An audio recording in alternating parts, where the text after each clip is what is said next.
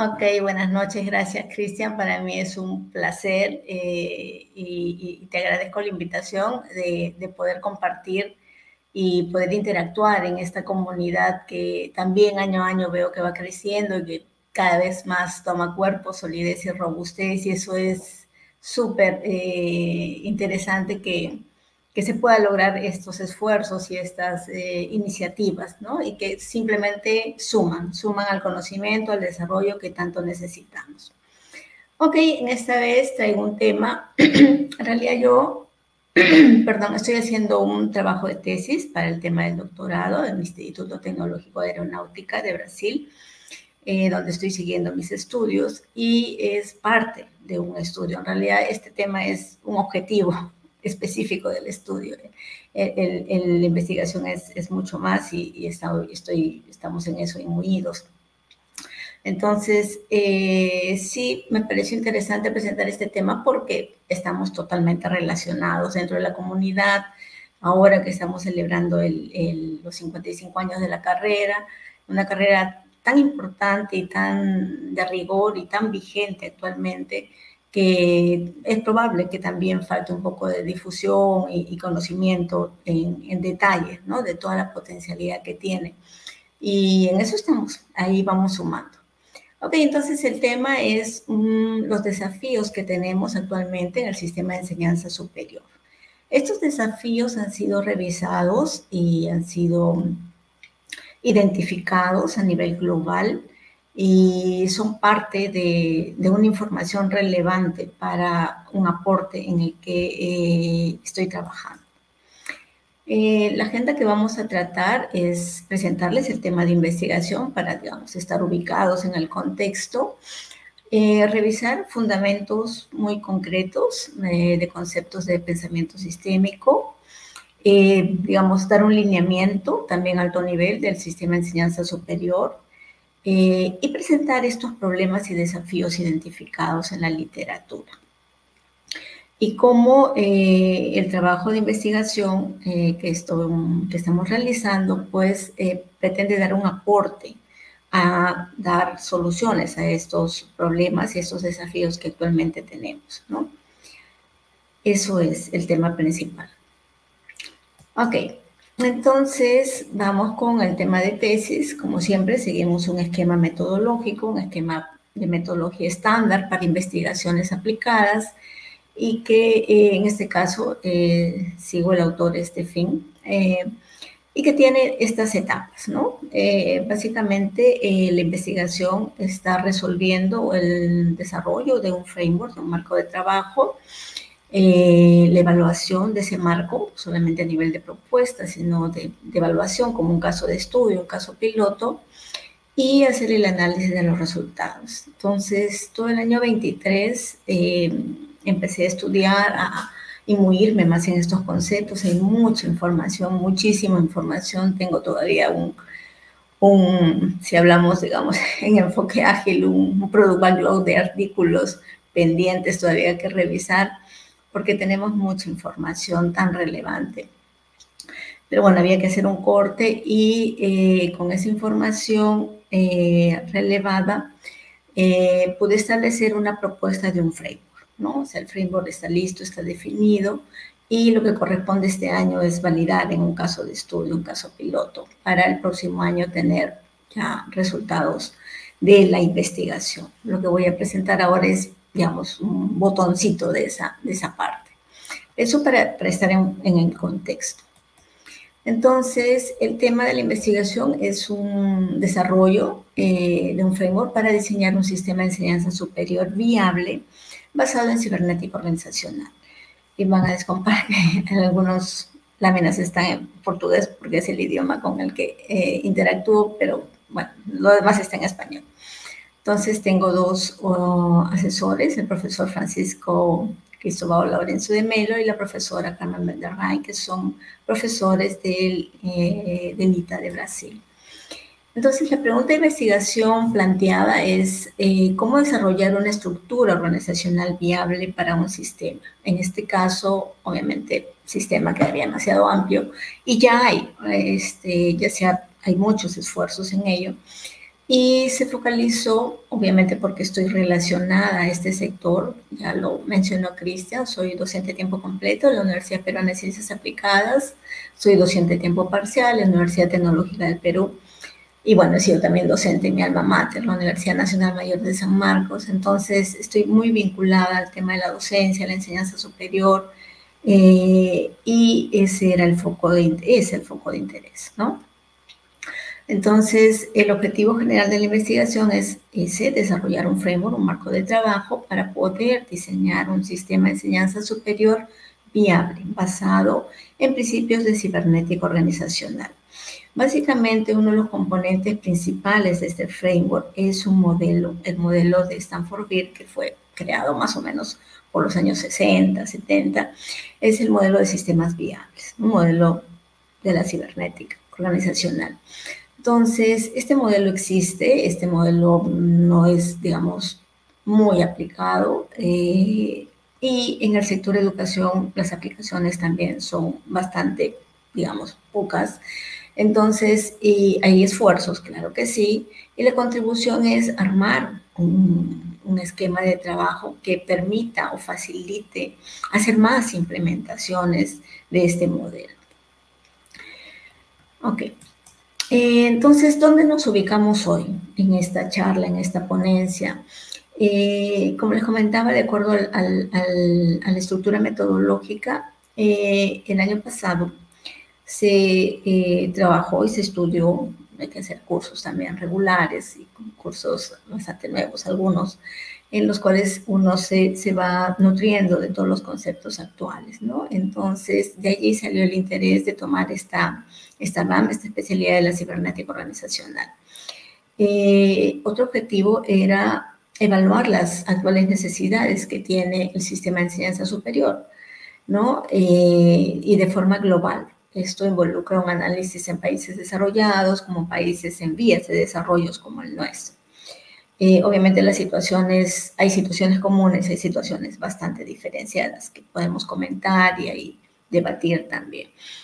Y bueno, el tercer objetivo que también se cumplió el año 23 es desarrollar los componentes de ese framework. O sea, el framework ya está armado, digamos, teóricamente está estructurado.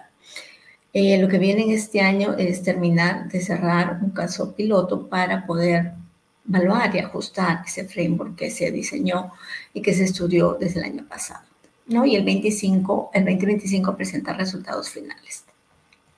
Entonces, lo que voy a presentar está, digamos, resaltado en amarillo, que son esos desafíos, esas necesidades, esos problemas que hoy está teniendo el sistema de enseñanza superior en forma global.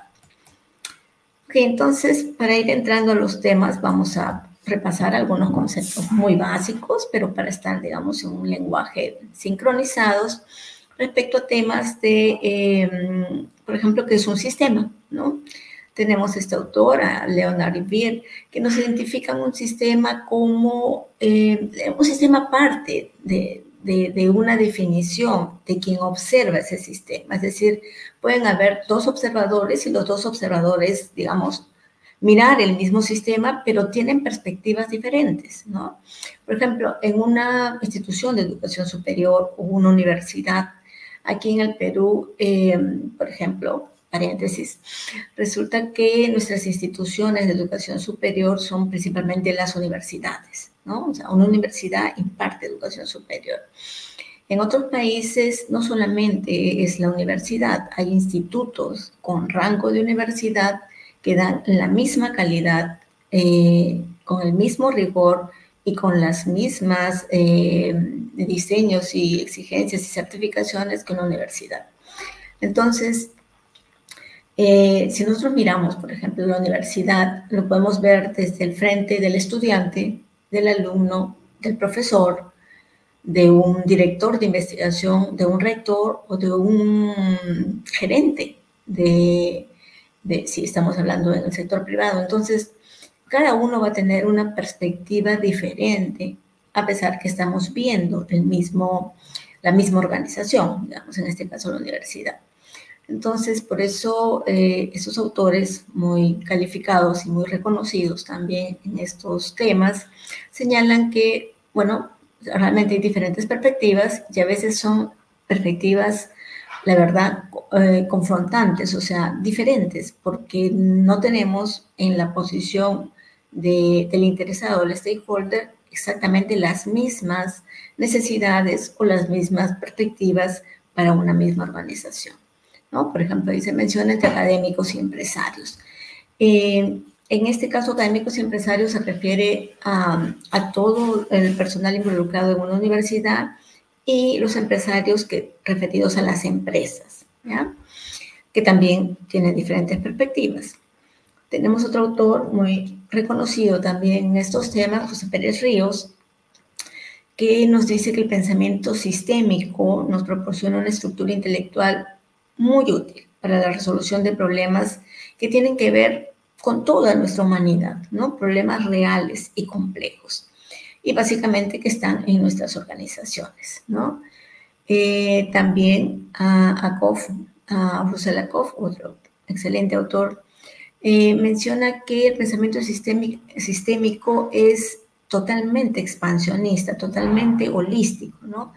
Y nosotros estamos, digamos, normalmente, porque así ha sido, y era una manera práctica de estudiar, digamos, con enfoques reduccionistas, porque no podíamos a veces, o sea, es muy complicado simular, pues, una realidad completa. Por eso hacemos modelos, por eso acotamos, por eso hacemos restricciones, porque no podemos estudiar la totalidad. Pero entonces ahí perdemos información, obviamente. Ok. Otros conceptos básicos, otro autor muy reconocido y prestigioso en estos temas es el profesor Swaninger, que él afirma que se responde al tema de complejidad con variedad, ¿no? La variedad entendida como cambios de estado de nuestros sistemas o cambios de estado en nuestras organizaciones. Y podemos entender o digamos, reconocer variedades tanto externas como internas, es decir, variedades fuera del sistema, o sea, en el ambiente externo, o variedades que se generan propiamente dentro del sistema, que también es posible. Entonces, el tema es cómo manejamos esas variedades, ¿no? Cómo las atenuamos, cómo las controlamos, cómo las gestionamos. Entonces, él comenta que para comprender un sistema es fundamental conocer sus elementos y sus interrelaciones. No hay otra manera, ¿no? Porque ya sabemos que el todo no es igual a las partes, el todo es mucho más que esas partes y que las partes individuales no funcionan, no van a funcionar.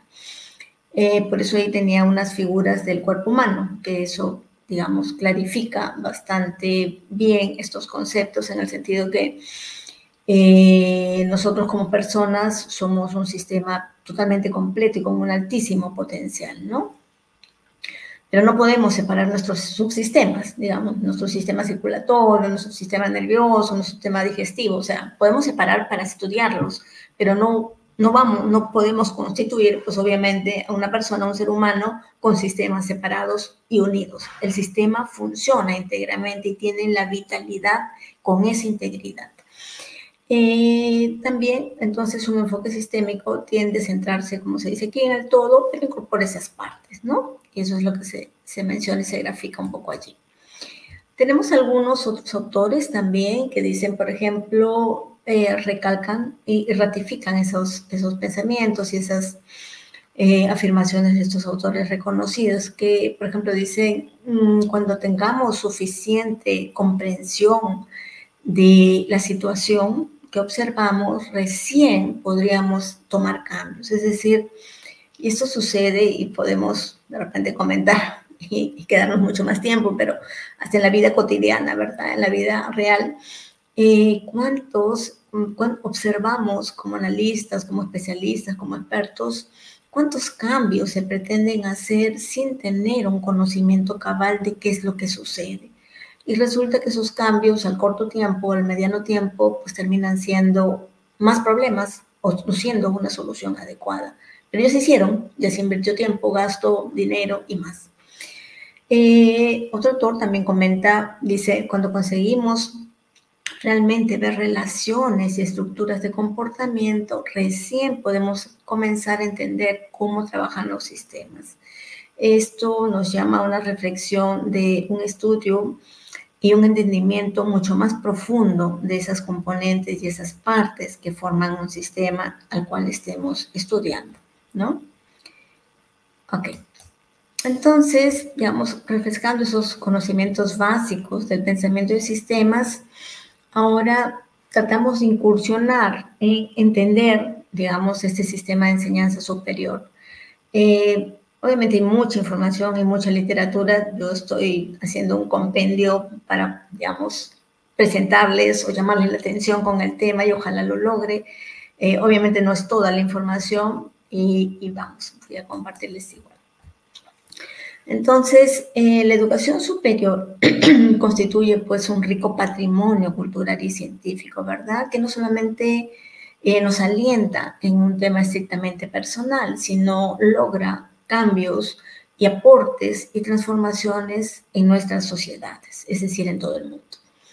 Las universidades, y también podemos hablar en general de instituciones de enseñanza superior, son fundamentales en toda la formación de este talento humano, del capital humano, y es un medio por el cual se canaliza formalmente y reconocidamente y acreditadamente el conocimiento y la innovación, ¿no?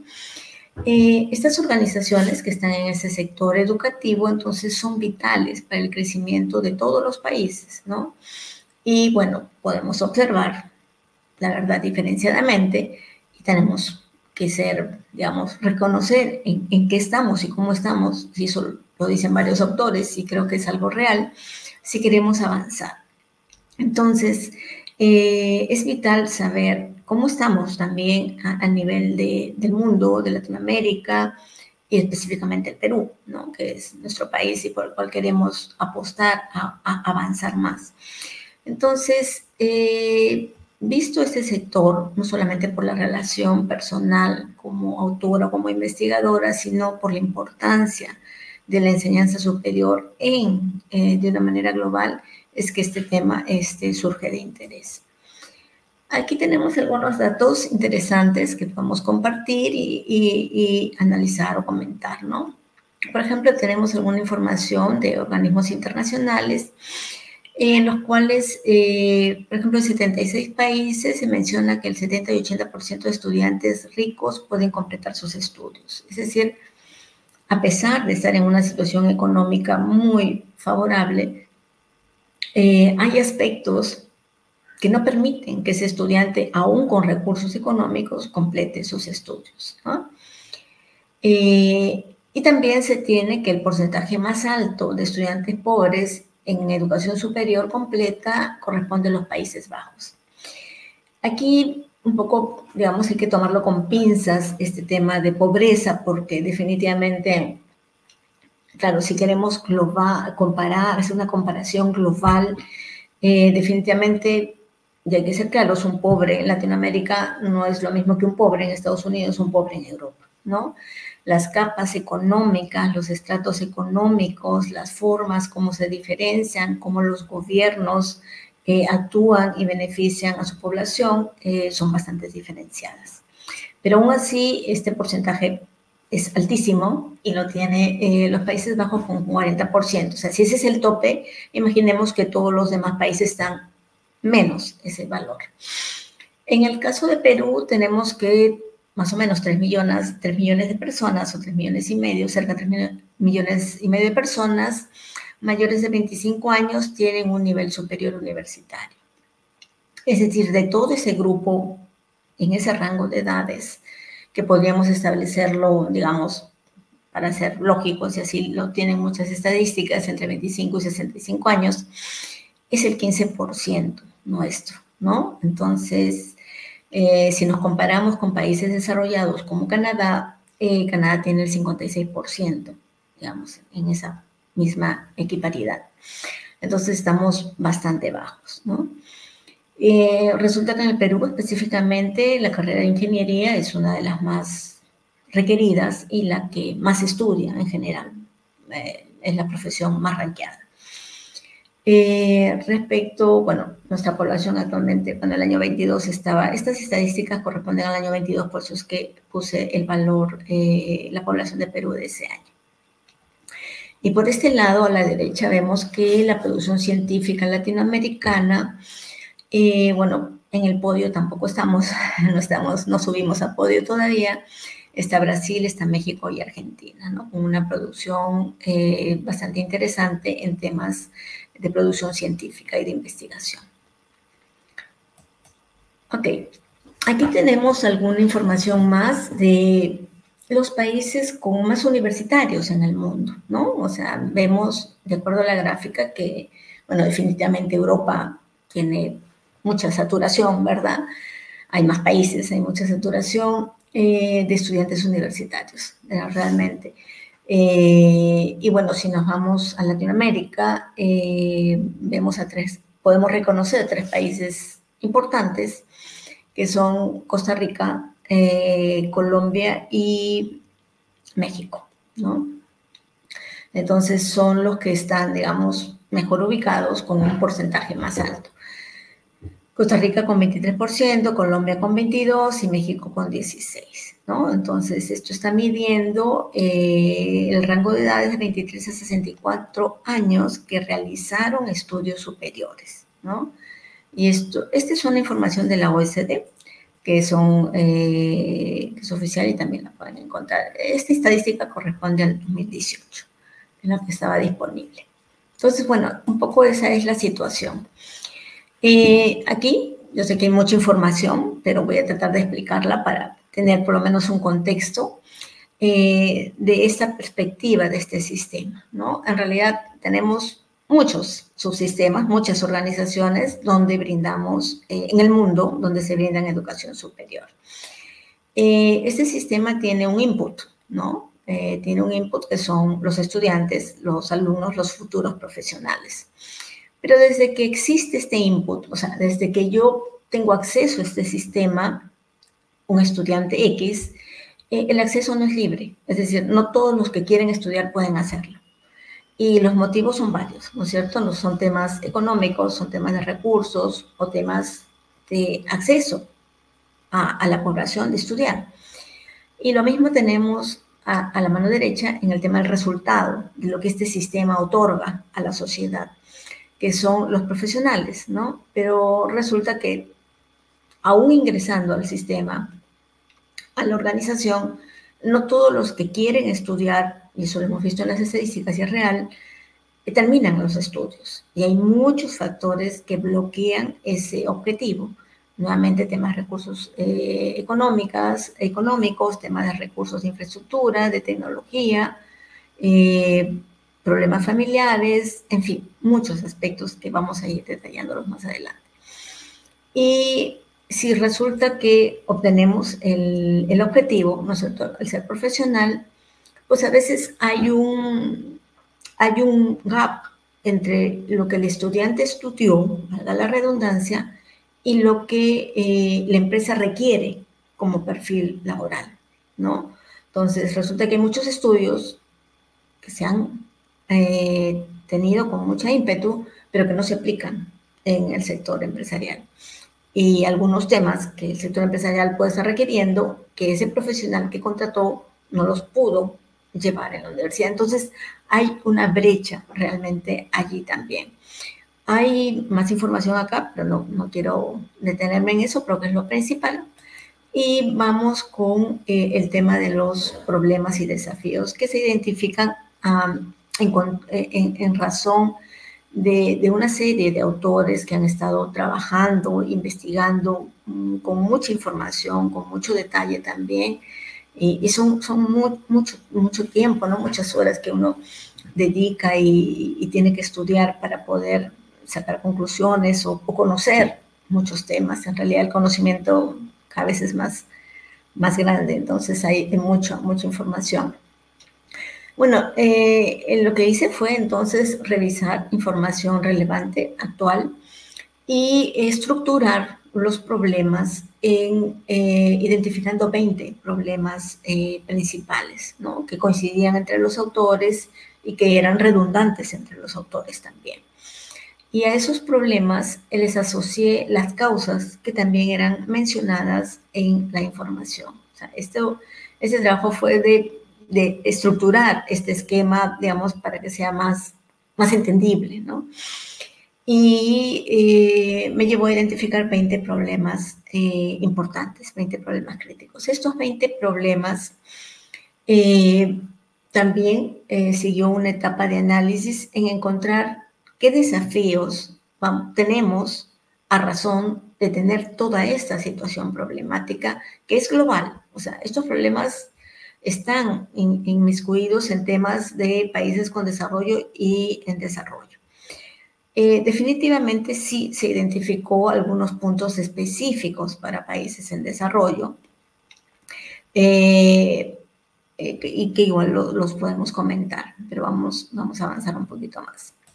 Entonces, analizando y trabajando con esos problemas identificados, esos 20 problemas de forma global y actuales, estructuré este esquema, esta categorización de desafíos identificados, ¿no? Entonces, son los desafíos que tiene el sistema de enseñanza superior actualmente y que están categorizados en el aspecto académico, el aspecto financiero, el aspecto tecnológico, social político y el aspecto de salud.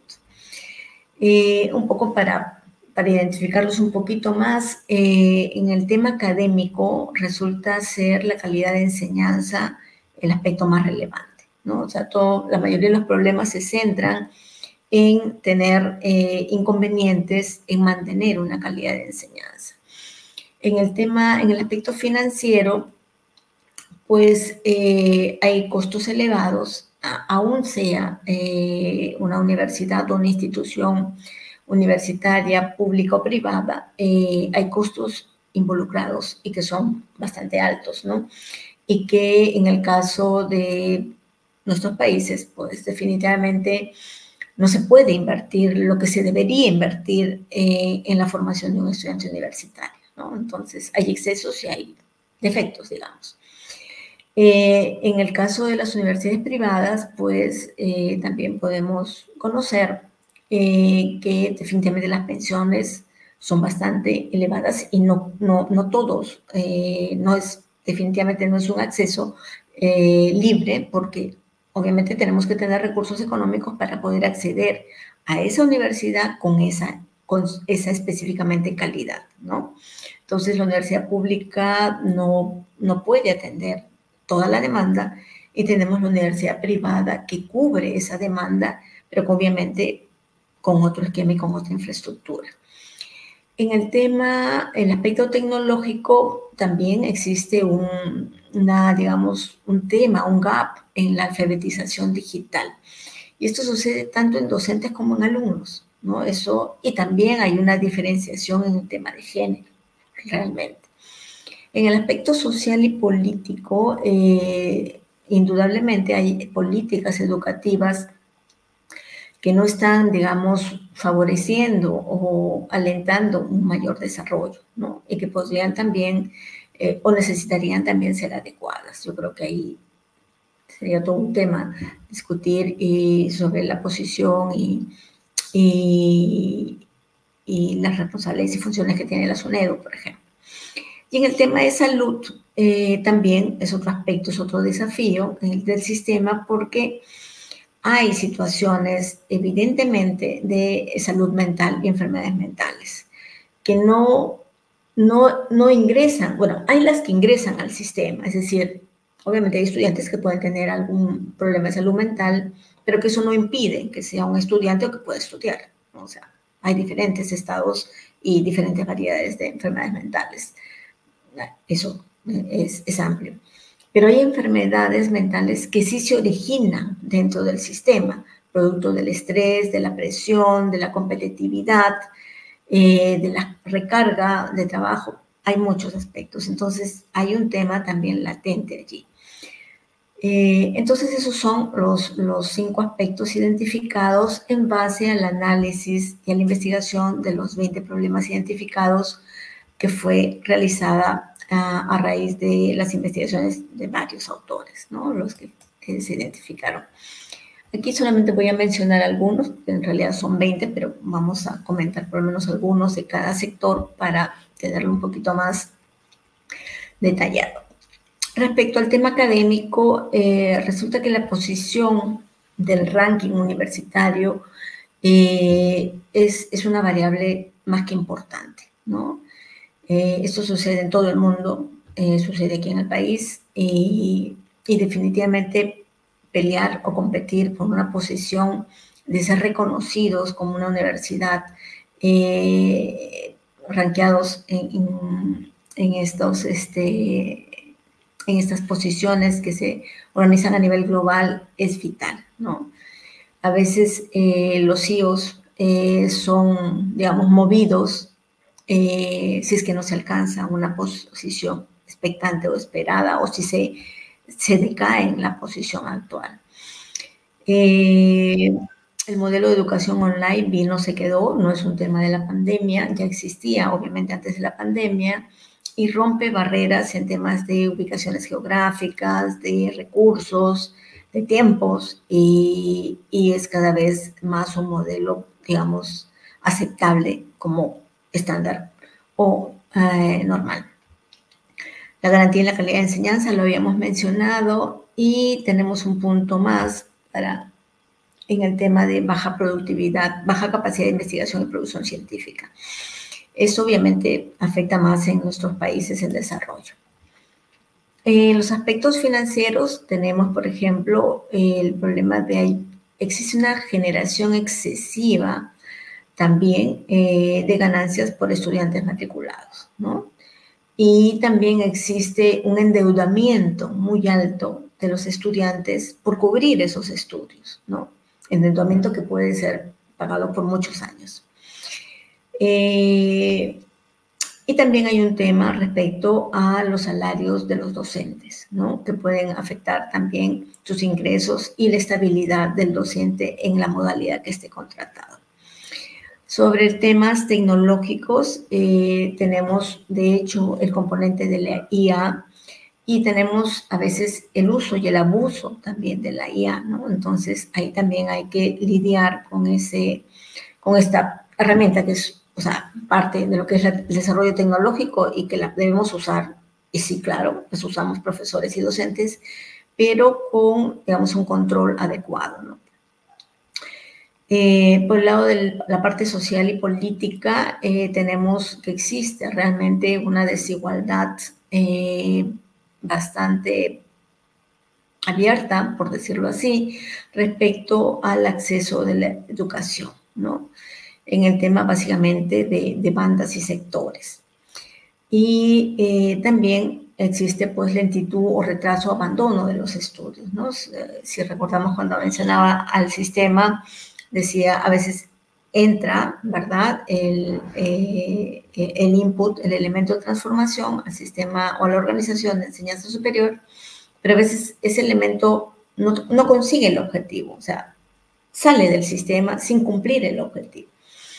Y en el tema de salud, bueno, existe desmotivación, estrés, tanto en profesores como en alumnos o investigadores, producto de las situaciones de recarga, de responsabilidades, de presiones, de cumplimientos de indicadores, ¿no?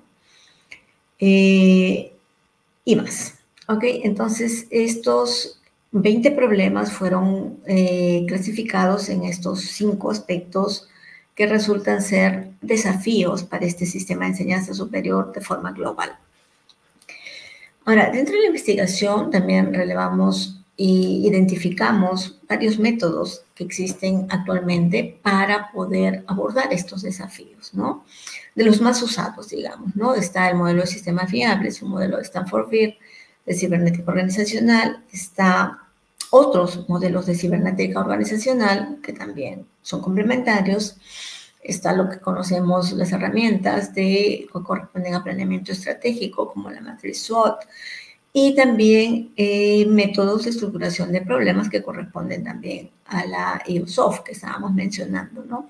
Y son muchos métodos que nos permiten también hacer un análisis detallado y descubrir acciones, actividades y estrategias que no son fáciles de encontrar con un análisis convencional, digamos, ¿no? Hay muchos métodos aquí de estructuración para poder trabajar con ello.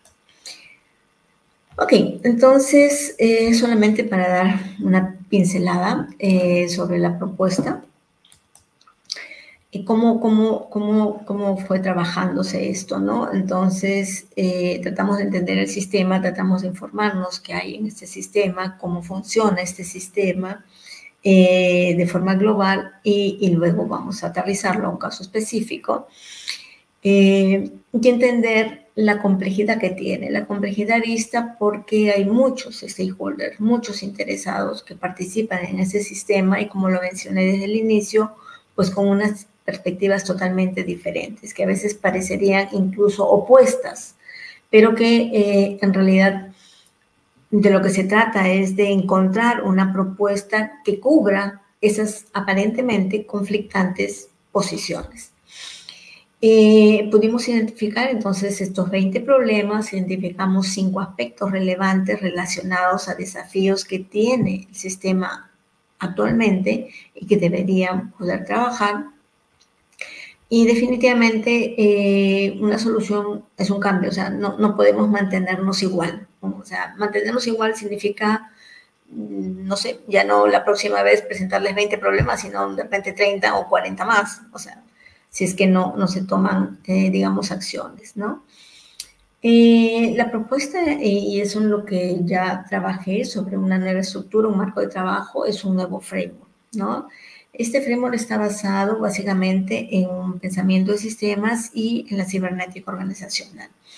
Incluye como componente principal el modelo de sistemas viables de BIR, que es un modelo que asegura la viabilidad de un sistema y para ello es muy riguroso y hay que cumplir esa estructura y relaciones que establece. Ok, bueno, eso es. Entonces, algunas características de este framework, solamente para dejarles ahí la curiosidad.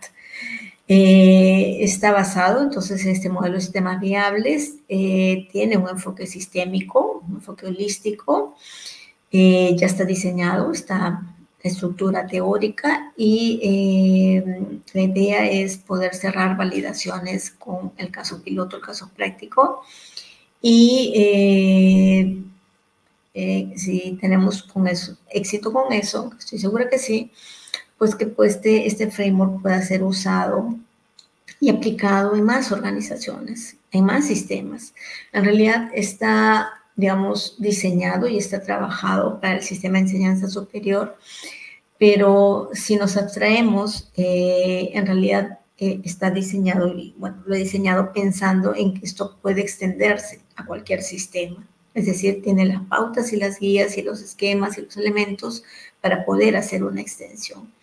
Pero vamos probándolo primero con algo más acotado. Eso es. Y algunas ventajas identificadas es un marco multimetodológico. En realidad es una combinación de herramientas, de técnicas. Todas han sido sincronizadas, pensadas, estudiadas y viendo que una aplicación ayude, o sea, me dé un paso de valor para avanzar en la propuesta.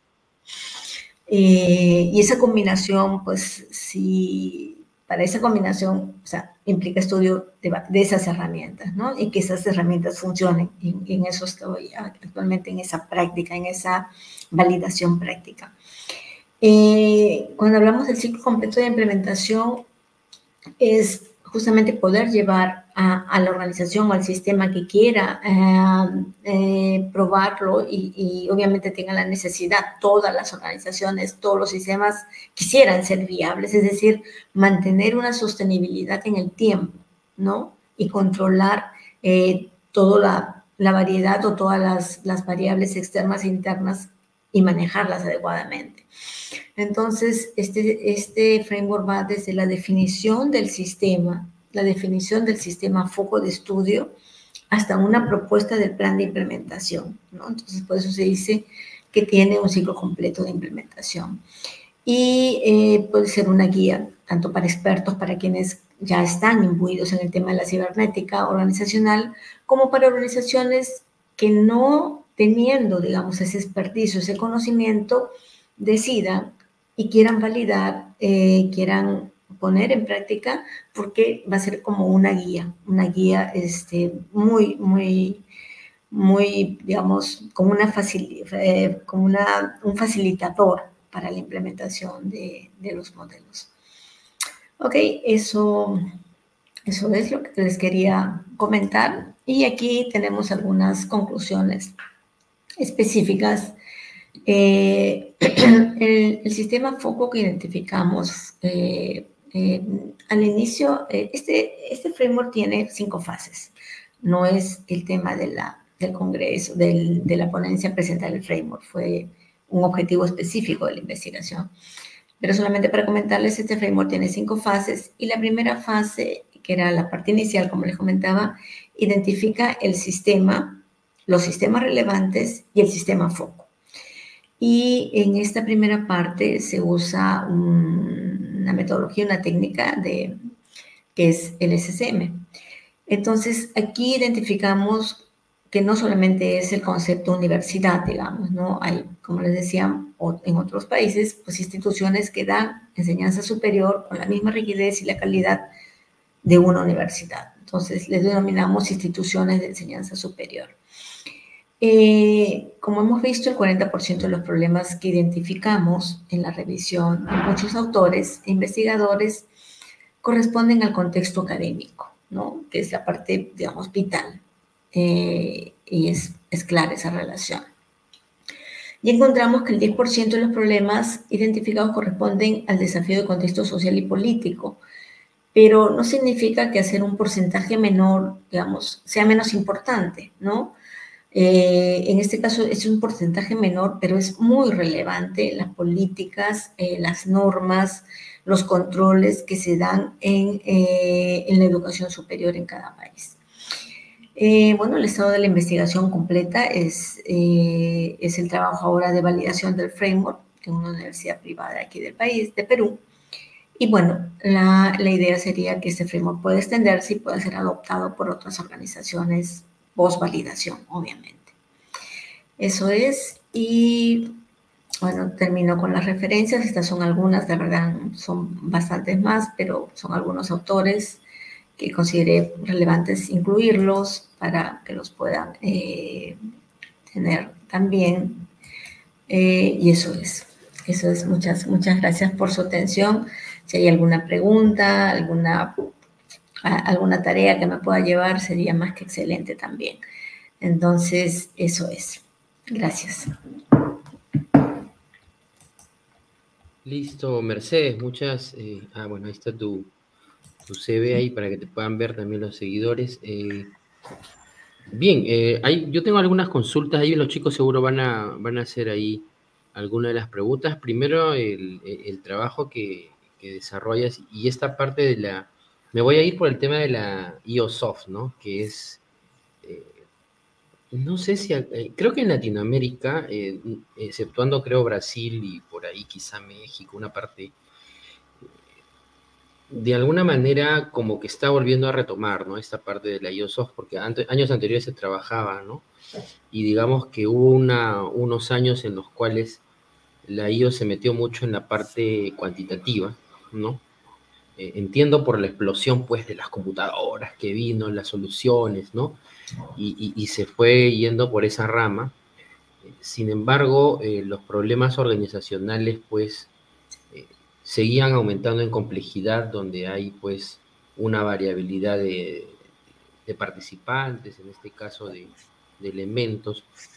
En ese sentido, en base a tu experiencia, tú que eres IO, ¿cómo lo has podido manejar y de qué parte te has apoyado en Latinoamérica para poder pues ir retomando, ¿no? Porque sé que en países anglosajones está un poquito más desarrollado, en Europa también, la IOSOF, el enfoque sistémico. Me gustaría saber un poquito de eso porque hay muchos de nosotros que sí nos gusta esta parte del enfoque sistémico, pero como que nos vemos limitados a encontrar información por aquí y por aquí, ¿no? Sí, claro. Bueno, todo lo que les puedo compartir en mi experiencia. Yo empecé enseñando un curso, si no recuerdas, Cristian, no sé si estuviste allí, pero era un curso que está en la carrera de teoría de sistemas, ¿no? Y yo me acuerdo que uno de los libros que usaba era el de Peter Senge, La Quinta Disciplina, ¿no? Donde habla de los temas que están vigentes. Si te hablo de hace, pues, wow, quizás 20 años. Un Y, visionario, ¿no? Realmente para ver lo de la... sí, y ya el tema estaba allí, ¿no? Y sí, siempre me interesó, pero bueno, yo estudié mi pregrado, mi posgrado, mi primera maestría en San Marcos, en investigación operativa, después hice el MBA, pero realmente cuando yo salí, o sea, profesionalmente, y obviamente te llevo muchos años más, yo salí a un mercado donde la IO, o sea, era totalmente desconocida, ¿no? Entonces, realmente todos los que salíamos de IO entrábamos al tema de tecnología, o sea, al tema de TI. Entonces, ahí había un bache, pero siempre jalando el motor para IO, ¿no?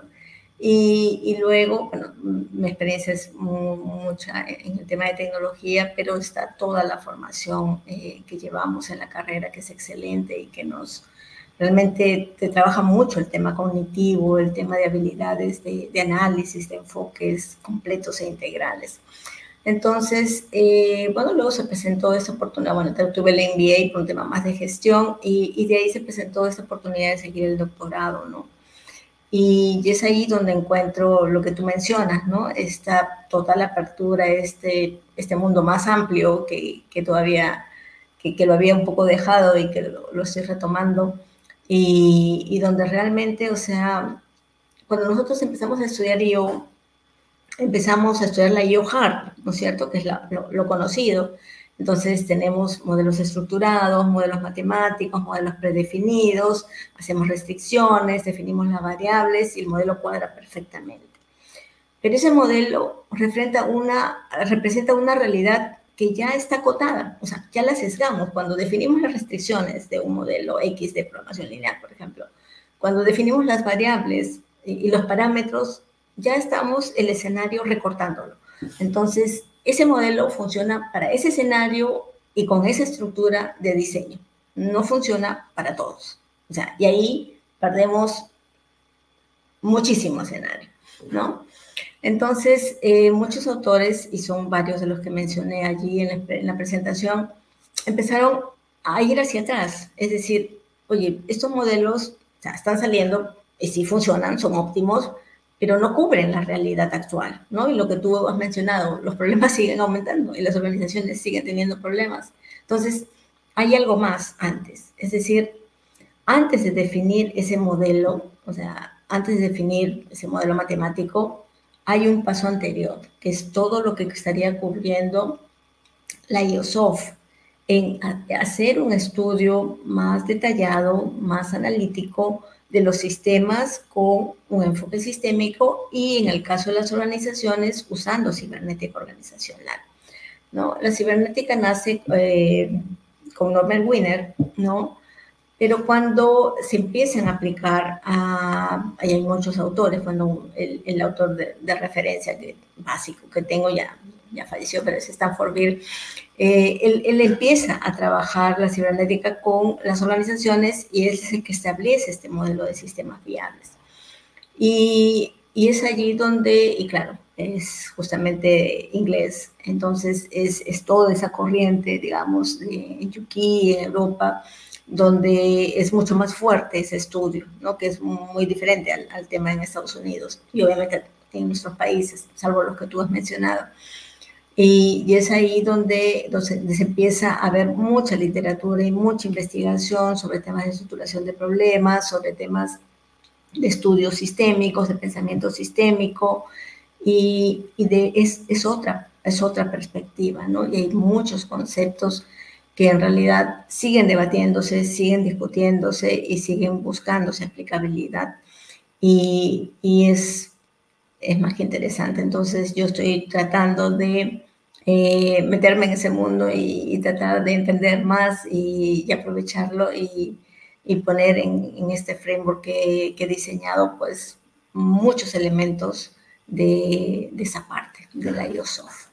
De verdad me parece genial el trabajo que vienes haciendo porque justamente lo que mencionas, ¿no? Podemos tener dominios de herramientas cuantitativas y esto va para todos los que nos están viendo y esto funciona, a veces buscamos eficiencia, ¿no? Con estos modelos, pero nos estamos olvidando que estamos en una plataforma, pues, donde trabajamos como humanos, donde trabajamos con normativas, donde trabajamos con otros sistemas que interactuamos.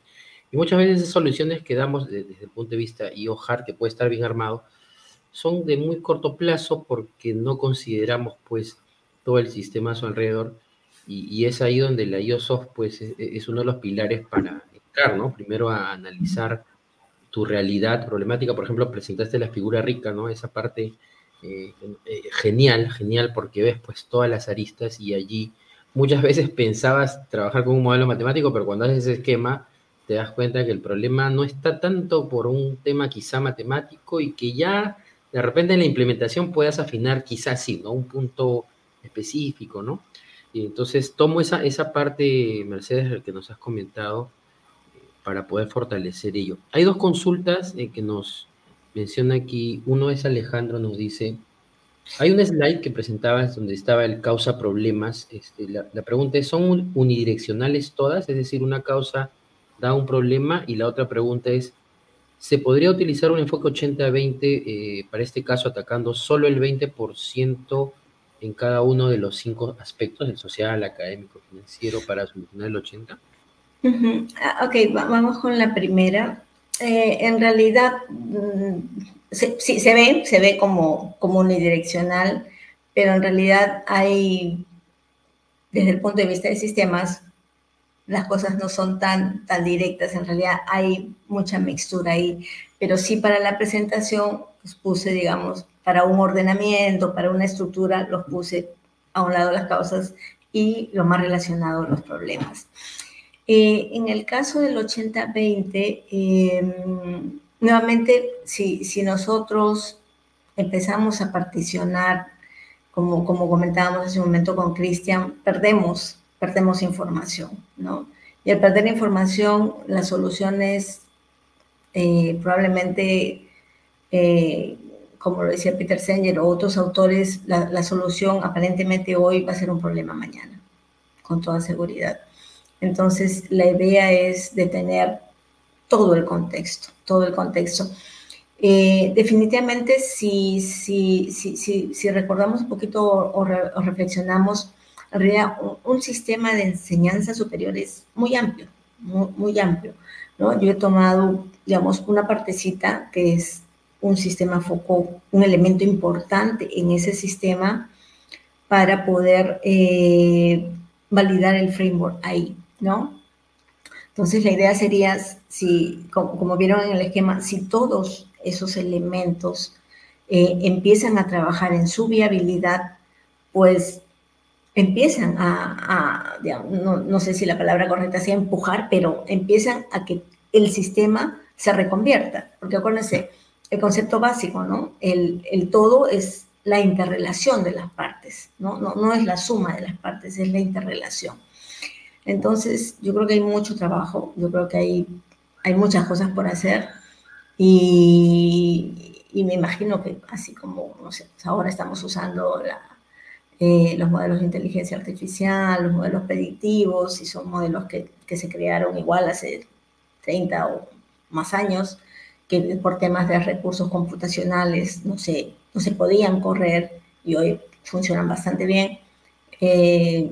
Yo creo que puede pasar lo mismo con estos modelos de cibernética organizacional, ¿no? Que son creados, digamos, también bastante tiempo atrás y nos están explotando, nos están aplicando, pero que en un tiempo eso puede ser, digamos, un boom y entenderse que es un camino seguro para alcanzar una viabilidad y una sostenibilidad.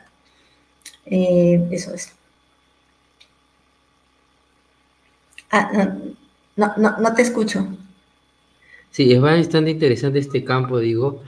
Ya ahí te cuento, yo internamente estoy queriendo meterme también un poquito por en la simulación, pero esta simulación que es la dinámica de sistemas, y los modelos por agentes, que creo que en estos últimos 3 años la modelación por agentes, que tiene relación con este enfoque, una parte, ¿no? del enfoque de IOSoft, pero trata pues ya de incluir otras variables en la simulación que no sea tan estadística o quizá tan de procesos, ¿no? Que a veces pasa. Hay una consulta, Mercedes, de Jorge Gala, para ya ir cerrando aquí como última consulta. Él nos dice, si un sistema puede ser visto de diversas formas, depende, ¿no? Del participante, empresario, docente, director. La pregunta de él es, ¿cuál fue el punto de vista en el que te posicionaste para poder sacar esos 20 problemas que nos mencionabas? Jorge, la verdad que buenísima esa pregunta y es una pregunta bien interesante. A ver, vamos por partes. El framework propuesto, que no lo he presentado ahora, solamente lo he comentado, incluye el estudio obligadamente de los stakeholders, es decir, de los interesados del sistema que estás estudiando, ¿no? Eso es en el framework. En el caso específico de la investigación, cuando nosotros empezamos la investigación, claro, obviamente los observadores es, en este caso, yo como estudiante de doctorado y mis orientadores, o sea, somos los que iniciamos la investigación y los primeros observadores, ¿no? Entonces hay como que, digamos, esos dos estados. En el caso del punto de vista para establecer los problemas, estos problemas, o sea, fueron relevados como investigadora de este tema para el doctorado en base a las investigaciones de varios autores que están ahí mencionados. O sea, simplemente se recopiló la información y se analizó y se procesó sobre investigaciones, son muchas investigaciones que se han realizado entre esos últimos 5 años. Estos problemas identificados, por ejemplo, en la organización en la que estoy iniciando la validación, inicialmente se nominaron 3, ¿no? O sea, no existían los 20, solo 3. Pero haciendo, digamos, un poco escarbando, se han encontrado más problemas. Es decir, y es normal, ¿no? Lo que pasa es que a veces uno, bueno, somos humanos, las organizaciones, este modelo, vamos por partes, este modelo de sistema viable, en realidad Stanford Bill lo crea en emulación de cómo funciona el cuerpo humano, ¿no? Nuestros sistemas, que es tan completo, tan integral. Entonces, tomó esa idea para llevar esa estructura de diseño, que incluye 5 sistemas bien definidos, a un tema organizacional. Entonces, y esa es la complejidad, ¿no? Entonces, parte de la validación de establecer, o sea, yo voy a llevar mi product backlog, mi pila de 20 problemas identificados, trabajados y estudiados, y son parte de la validación con la organización de estudio, ¿no? Entonces, ¿cuál van a ser los observadores? Todos los que participen como interesados, ¿no? Entonces, es un grupo representativo de esas diferentes perspectivas que mencionaste, o sea, de estudiantes, de coordinadores, de profesores, de algún director. Y con eso validarlo. Es decir, seguir el mismo esquema de pensamiento holístico y seguir las pautas del modelo de cibernética de BIR. Es eso. Muchas gracias, Mercedes. Ahí te agradecen los chicos también por las consultas que han podido ser ahí respondidas, ¿sí? Acá, a ver, vamos por aquí.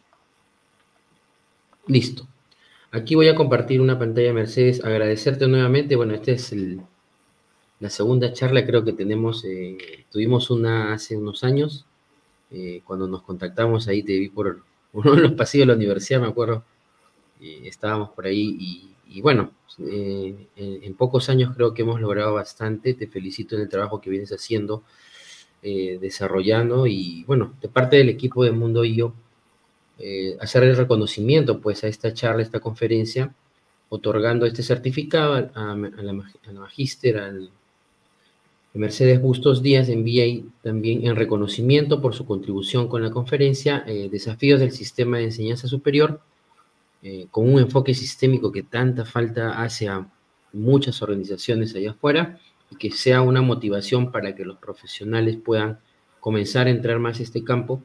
En esta semana de la investigación de operaciones en los negocios, SION 2024, hoy 14 de septiembre del 2024, cumpliendo 55 años de carrera profesional e investigación operativa. Felicitarte nuevamente por el trabajo que vienes realizando, agradecer tu presencia y bueno, dejarte para de repente unas palabras de cierre en esta gran ponencia que nos has dado.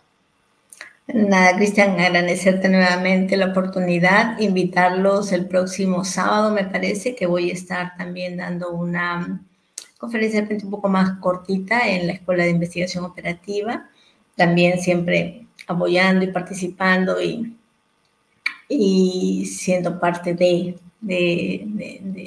equipo de mi alma mater. Y nada, yo empecé a enseñar en San Marcos porque quería dar un granito de arena, porque a mí San Marcos me ha dado mucho, o sea, es mi formación, es lo que yo he desarrollado profesionalmente. Y dije, voy a empezar a enseñar 1 año, 2 años, 3 años, la verdad que me quedé más de 5 años, y ahí recién me di cuenta. Entonces, nada, San Marcos es invalorable, es una gran universidad, incluso con todos los problemas que obviamente son parte de los que hemos visto también, claro que sí, pero ahí nada, poniendo el hombro y sumando un granito de arena para la comunidad y para los estudiantes, hay mucho por hacer, mucho por conocer, mucho por cambiar las cosas, y yo creo que somos nosotros, o sea, las cosas no se cambian solas, poco a poco para poder cambiar y transformarlas, y todo el aporte que se pueda dar, pues ahí tenemos que apoyarnos y sumar, ese es el punto. Gracias. Gracias, Mercedes. Un saludo para ti, un feliz día, que sigas celebrando el Día del Investigador Operativo. Un abrazo y, bueno, esperar verte ahí en los próximos eventos de IO, ¿no? Quizá por ahí nos crucemos. Así está pendiente, Clayo. Con fe. Ok, cuídate. Chao, chao.